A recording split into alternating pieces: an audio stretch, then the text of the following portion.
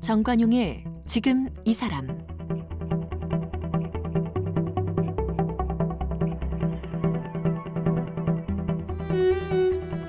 여러분 안녕하십니까? 정관용입니다.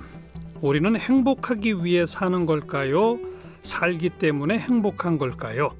내 주변에 안 좋은 사람들이 사라지고 나쁜 상황들이 잠잠해지면 우리는 진짜 행복을 찾을 수 있을까요? 자, 이런 물음에 대한 해답을 이 소설 완전한 행복으로 풀어낸 분이 있습니다. 여러분들이 좋아하는 소설가 정유정 작가. 7년의 밤, 또 28, 종의 기원, 이렇게 악의 3부작으로 아주 유명한 소설가죠. 이번 완전한 행복은 이 욕망 3부작의 첫 편이라고 그러고요. 전작들이 그 주인공이 사이코패스라면 이번 신작의 주인공은 나르시시스트랍니다. 네, 스릴러 장르의 여왕으로도 불리는 정유정 작가를 만나보겠습니다. 정유정 작가 어서 오십시오. 안녕하세요. 네, 한 2년 전에 지니 쓰시고 네. 2%에 나오셨어요. 네, 또 불러주셔서 기억나시죠? 감사합니다. 네. 아니 소설 내실 때마다 모셔야죠. 아이고 감사합니다. 앞에 제가 소개했습니다마는 그 악의 3부작으로 유명하신 분인데 이번에는 이제 욕망 3부작을 시작하셨다고? 네네. 어떤 욕망? 인간의 욕망이라는 게 다양하죠. 근데 이제 우리가 대표적으로 거의 뭐 본성이라고 볼 수도 있는 그런 욕망들을 좀 다뤄볼 거예요. 그래서 이번에는 뭐 행복 그리고 이제 다음번에 뭐 소유. 네. 그리고 이제 그 다음 거는 아직 정하지 않았어요. 왜냐하면 제가 성격이 이렇게 큰 그림을 보고 이렇게 딱 배치하는 성격인 줄 아시는데요. 대부분 예. 아니에요. 눈앞에 거 딱 보고 저 모퉁이만 돌자는 스타일이에요. 그래서 다음 것까지만 딱 생각하고 그 다음 거 끝날 때쯤에 이제 다음 모퉁이를 이렇게 생각하는 성격이거든요. 그래도 큰 그림으로 악의 3부작 그다음 욕망 3부작 이건 그려놓으신 거 아니에요? 네, 맞아요. 근데 이제 어떤 이야기를 쓸 것인지 세부 강론은 아직 정하지 않았고 거기까지는 아직 들어가지 않았다. 예. 완전한 행복이란 제목의 소설인데 이것도 스릴러 장르죠. 네네. 그리고 또 역시 앞에 소개했습니다마는 전작들이 사이코패스를 그렸다면 이번에는 나르시시스트? 네, 나르시시스트라고 해가지고 우리들은 흔히 이제 이렇게 건강한 자기의 수준이 있고 병적 자기의 수준이 있거든요. 근데 이제 이 여주인공은 아주 병적인 극단적인 나르시시스트예요. 그래서 그런 사람은 사이코패스만큼 위험하다는 게 왜 그러냐 하면은 사이코패스, 그러니까 나르시시스트가 다 사이코패스는 아닌데 예. 사이코패스는 다 나르시시스트예요. 아, 그래요? 네, 그래서 과학적으로 입증된 거예요? 네, 너무 그게 이제 그 기본적으로 그렇게 성격 장애가 다 있어요. 흔히 우리가 나르시시스트 우리말로 하면 이제 자아도취 네. 뭐 이런 거 아닙니까? 네, 그렇게 생각하는데 이제 그거는 우리가 흔히 생각할 때 증상 중에 하나이고요. 진짜 나르시시스트의 어떤 핵심 개념 하면 이제 첫 번째가 수치심을 들 수가 있어요. 그러니까 수치심을 굉장히 피하려고 하는, 그러니까 남 앞에서 수치를 당한다든가 남 앞에서 창피를 당한다든가 뭐 내 실패를 내보인다든가 이런 것에 대해서 아주 그냥 경기를 일으킬 정도로 싫어해서 그런 거를 안 내보이기 위해서 자기 자아를 막 부풀리는 거죠. 그래서 마치 그 수컷이 암컷한테 이렇게 구애를 할 때 막 털도 부풀리고 막 이렇게 새들은 그렇게 하죠. 그러듯이 그러는 거죠. 그러니까 얼핏 보면 굉장히 매혹적인 사람이고 매력적인 사람인 거죠. 한눈에 싹 들어오는 사람도 왜 흡입력 있는 사람이 있잖아요. 예. 그게 첫 번째가 이제 수치심이 핵심 단어이고. 그게 수치심을 느끼는 걸 싫어하기 때문에 그렇게 하는 것이다. 극단적으로 이렇게 무서워요. 그러다 두려워요. 보면 뭐 거짓말도 많이 하고 사기도 치고 막 그러겠네요. 예, 그러니까 일상이 거짓말이죠. 거짓말로 쌓아올린 어떤 카드로 쌓아올린 집 같은 존재가 그 정도까지. 예, 악성 나르시시스트예요. 그러니까 우리가 흔히 말하는 나르시시스트 자기애자 이게 아니고 진짜 그 병리적인 자기애적 성격 장애. 예, 자기애성 성격 장애라고 그래서 이제 DSM-5라고요. 그 정신 진단 분류 체계라는 게 있어요. 예. 이제 미국에서 이렇게 만들어진 건데 여기에 사이코패스는 안 들어가요. 왜냐하면 사이코패스는 정신병이 아니라고 보거든요. 아주 어. 정상적인 미친놈.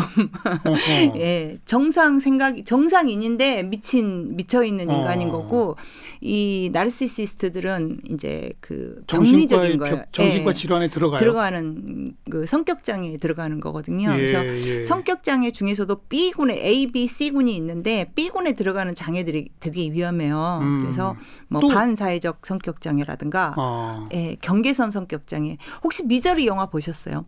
미저리 봤죠. 예, 거기에 나오는 애니 윌크스가 대표적인 경계선 성격 장애예요. 사이코패스 같잖아요. 예, 근데 예. 경계선 성격 그 장애예요. 누구 소설가 잡아서 가둬놓고 막 그러는 네, 그거죠. 맞아요. 그 사람도 생각할 때 저 사이코패스 하지만 사이코패스가 아니고 그 여자의 성격적인 모든 특질은 다 경계선 성격 장애예요. 네, 예, 네. 그리고 이제 자기애성 성격 장애. 그게 지금 말하는 예. 그리고 네. 또 하나는 연극성 성격 장애라 그래서 이 모든 것들이 굉장히 그 자기 자신과 타인에게 모두 위해를 가할 수 있는 어떤 기질적인 면을 가지고 있거든요. 네. 특히나 이제 반사회적 성격 장애 같은 경우는 이제 비행 청소년들 어릴 때 소아 품행 장애 이렇게 진단받고 이런 아이들이 이제 반사회적 성격 장애로 자랄 가능성이 있죠. 그것들이 전부 B군에 속하는 예, 것이다. B군에 속하는 약간 위험한 성격 장애예요. 그 중에 하나가 자기애성 성격 장애고 예. 그것의 첫 번째 요인은 아까 수치심을 싫어한다. 예, 수치심이에요. 두 번째는 두 번째가 낮은 자존감이에요.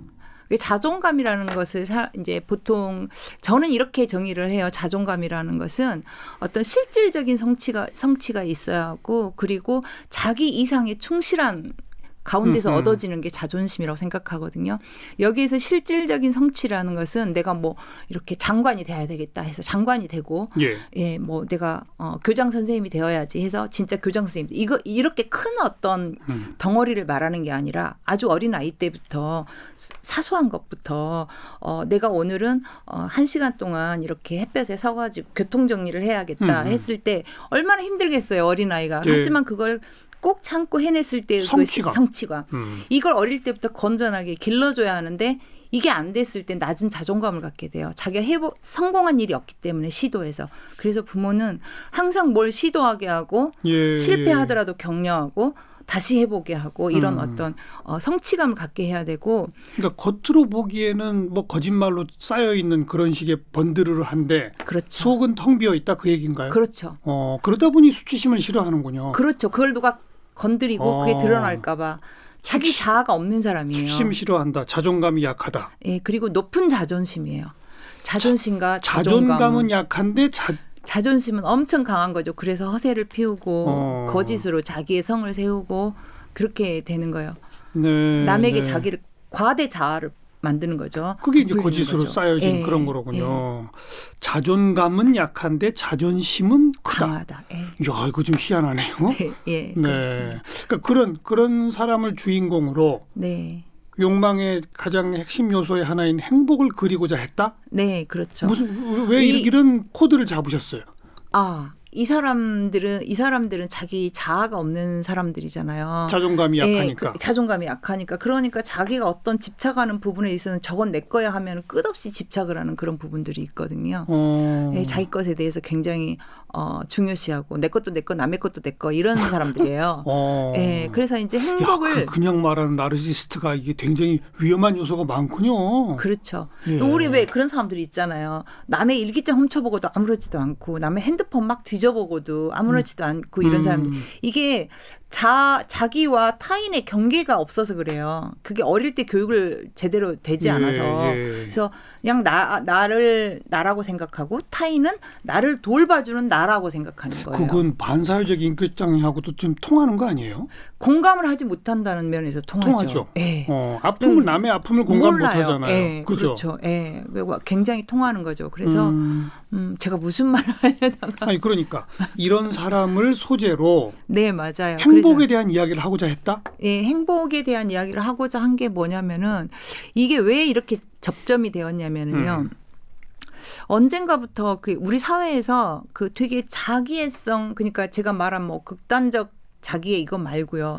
자기애성 성격 장애 어떤 면 있잖아요. 그런 면들이 어렴풋이 느껴지는 거예요. 그게 이제 처음에는 이건 개개인인가 아니면 어느 세대의 특별한 것인가 했는데 이게 굉장히 좀 우리 사회도 그렇고 미국도 그렇고 세계적으로 그게 다 그렇더라고요. 사람들이. 예. 예. 그러니까 혹시 그 옛날에는 이제 자녀를 많이 낳았잖아요. 네, 그러다가 네. 요새는 한 집에 하나씩밖에 안 낳잖아요. 네. 부모들이 어려서부터 계속 오냐 네가 최고야 라면서 네, 키우잖아요. 네. 혹시 그것 때문에 그거예요. 그런 거죠? 예, 바로 그거예요. 너는 특별해. 너는 세상의 중심이야. 음흠.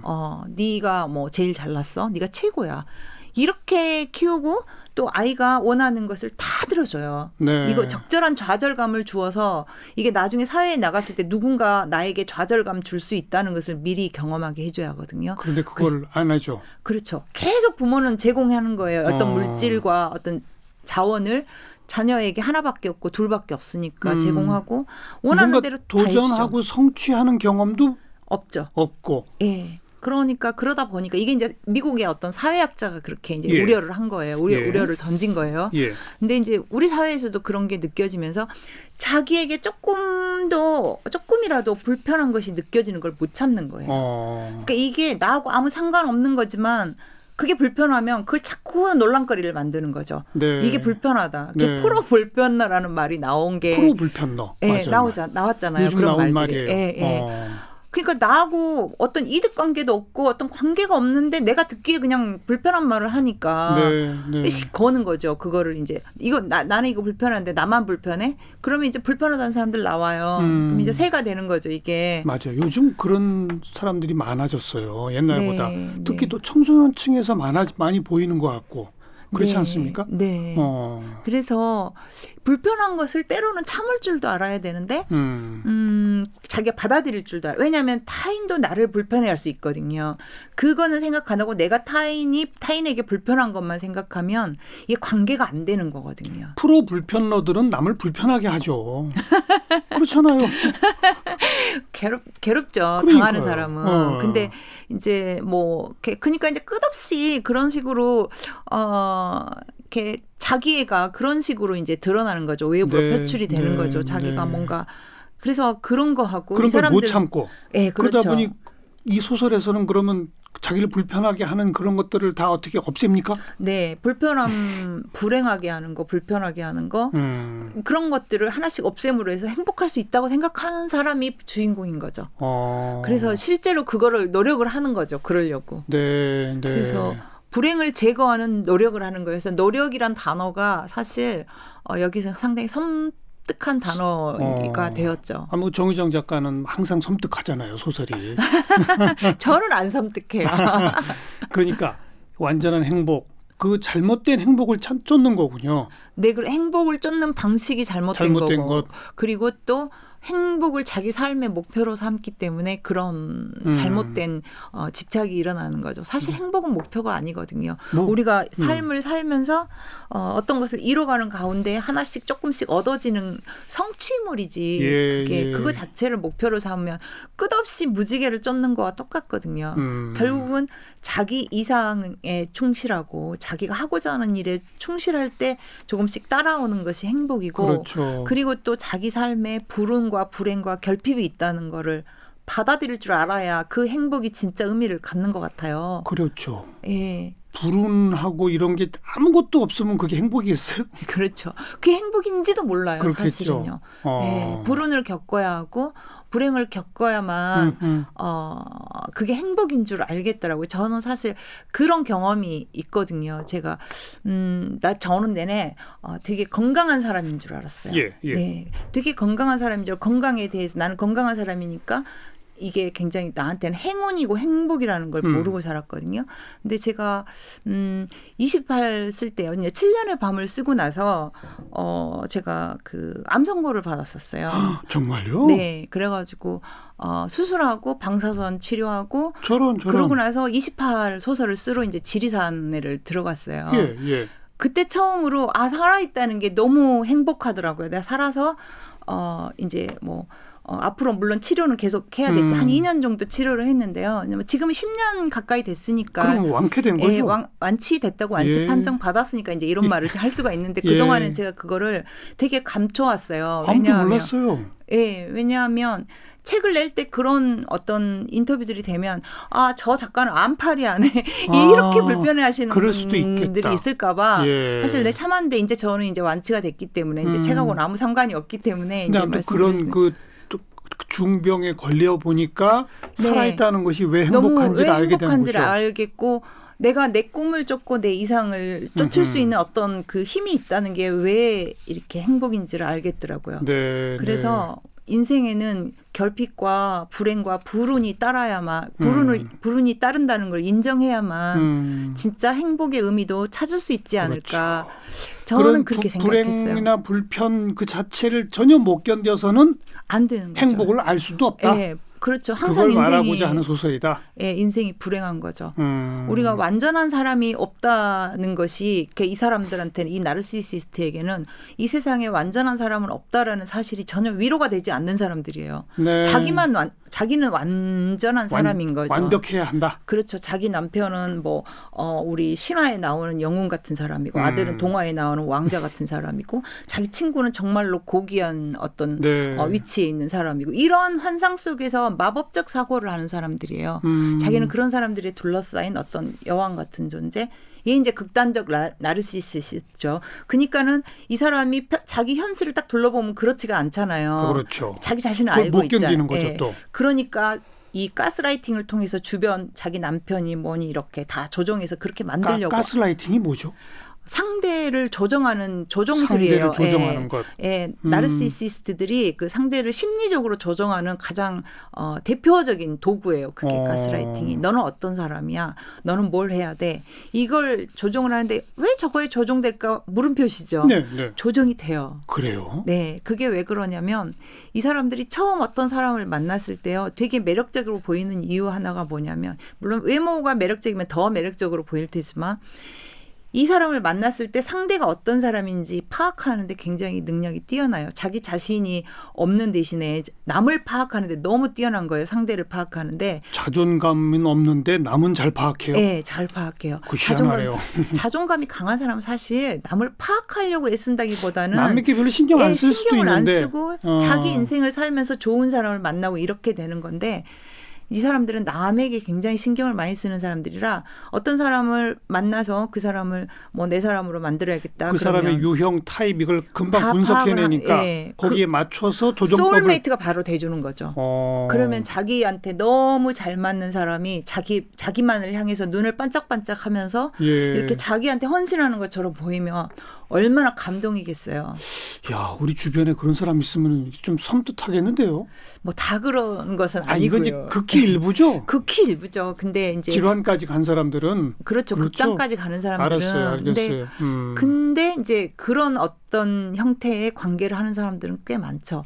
그래서 상대의 환심을 산 다음에 가스라이팅을 하는 거예요. 그때 상대를 조정해내는 마음을 이제 딱 움켜진 다음에 조정을 하는 거죠. 그래서 넘어가는 거고 거부를 못 해요. 이 사람이 내내 잘해줬는데 뭐 하나 부탁을 한다든가 뭐 하나 나한테 나쁜 소리 한다고 그래서 거기서 화를 낼 수가 없는 거죠. 그 사기꾼들 중에 이런 유형이 많겠네요. 잘 모르겠어요. 사기꾼은 연극성 성격장애 오히려 많지 않을까. 그런가요? 또 들더라고요. 아니 좌우간 남성이 여성들을 유혹해 갖고서 거짓말로 네, 맞아요. 여러 가지 돈 뜯어내고 이런 것. 네, 반대로 또 여성이 남성을 유혹해서 돈 뜯어내고 이런 가끔씩 그런 보도들 보잖아요. 네, 그래요. 대략 이런 사람들 아닌가 싶기도 하네요. 타고나긴 하죠. 이 소설의 주인공 신유나. 네. 바로 그런 사람인 거죠. 네, 그렇죠. 상대를 완전히 나의 페이스로 끌어들여서 내가 통제할 수 있는 어떤 영향권에 둔 다음에 자기 식대로 다 통제를 하는 거죠. 자식, 남편, 엄마, 아빠 다 그렇게 하는 거죠. 가족들만 그렇게 피해를 봐요? 아니면 가족 외에도 또 피해를 봅니까? 가족 외에도 피해를 보겠죠. 근데 이제 이 소설에서 딱 중점을 맞춘 게 가족 내에서 일어나는 그거에다 중점을 맞췄거든요. 그러니까 그거를 사회생활까지 다 이렇게 넓게 해버리면 소설이 너무 복잡해지니까 5,000매 될 것 같아서 이게 알겠어요. 그렇지 않아도 2,000매가 넘는 소설이거든요. 네, 그래서 그 작가님은 항상 소설 쓸 때 집필하는 과정에서는 소설 주인공처럼 생각하고 주인공처럼 산다면서요. 실제로 그랬어요? 네, 그 그럼 종의 기원 쓸 그럼 때예요. 주변 분들이 이번 거 쓰실 때 주변에서 되게 불편해하지 않았어요?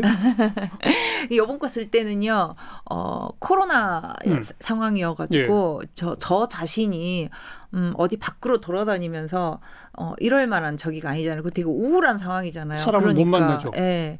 그러니까 집에만 있으니까 괜찮고 저희 남편 같은 경우는 이미 익숙해져 있는 사람이라 괜찮고 저희 집에 있는 애들은 이제 고양이밖에 없으니까 고양이들이 뭐 제 말을 알아듣지 못하니까. 그랬어요. 네. 그리고 또 소설 등장인물 중에 작가님 스스로를 많이 투사한 그런 인물이 하나 있다고요? 네, 있습니다. 주인공은 아니죠? 네, 주인공 아니고요. 이 소설의 특징이 주인공은 화자로 나서지 않고요. 이제 주변 인물 언니하고 이 주인공의 딸하고 주인공의 현 남편, 두 번째 남편하고 이 세 사람이 주인공이에요. 이들 그러니까 주인공으로 인해서 삶이 완전히 파괴되는 사람들이거든요. 근데 이제 그 언니가 이제 신재인이라는 이제 언니가 기자예요. 근데 이제 이 언니가 이 여동생으로 인해서 평생 인생을 너무 힘들게 살아왔는데 네. 그럼에도 불구하고 동생에 대한 한 가닥 희망을 놓지를 못하는 거예요. 그렇게 가스라이팅 당하고 그렇게 저기 했으면서도 근데 이제 그게 왜 그런 그 언니가 바로 본인의 투사된 약간 이제 저의 그 성격 그러니까 착한 아이 컴플렉스 그러니까 내가 이렇게 해야 부모님은 좋아하실 거야. 내가 이렇게 해야 어른스럽다고 칭찬하실 거야.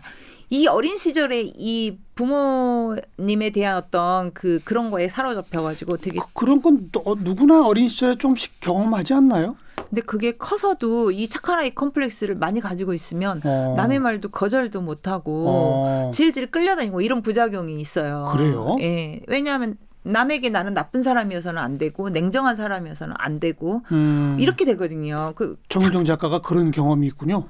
저는 좀 예, 그런 면이 좀 있어요. 사실 그래서 좀 단호하게 거절하는 연습을 되게 많이 하려고 해요. 근데 네. 그게 거절이 잘 안 돼가지고요. 제가 힘들 때가 가끔 있어요. 저 스스로 상황을 꼰다 그럴까요? 이 소설의 주인공 언니가 바로 그런. 네, 그렇죠. 사실은 그 동생과를 딱 잘라야 되는데 네. 그걸 못하는. 못해요. 한다고 해도 그게 결국에는 동생 그 어떤 영향권에서 휘말리는. 그래서 결국은 자기 인생을 그렇게 뭐 파멸을 하는데 그래도 이 언니는 굉장히 성장하는 캐릭터예요. 자기 스스로 착한 아이 컴플렉스를 깨고 자기 자신을 위해서 인생을 살 수 있는. 예. 인생은 자기 자신이 주인공이어야 돼요. 그래야지 타인을 이용하지 않을 수 있어요. 예, 저한테 젊은 친구들이 그런 그 상담 되게 많이 해요.